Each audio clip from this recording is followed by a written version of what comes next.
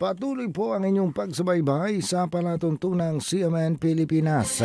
Napapakinggan pa rin tayo live nationwide via satellite at sa mga impilan ng radyo ng Catholic Media Network sa iba't ibang lalawigan sa ating bansa.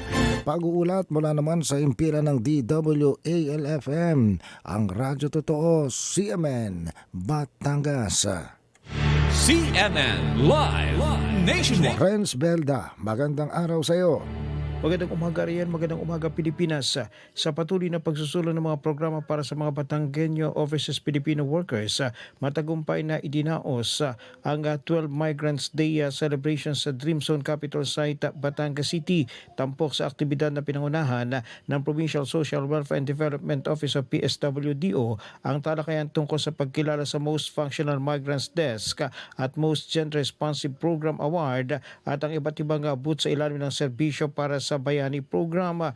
Nakiisa sa selebrasyon si Atty. Sheila May Panotes, librado mula sa Office of the Provincial Governor na nagsilbing kinatawan ni Governor Vilma Santos Recto bilang patunay na patuloy na suporta ng pamahalang panlalawigan ng Batangas sa mga OFWs ng lalawigan.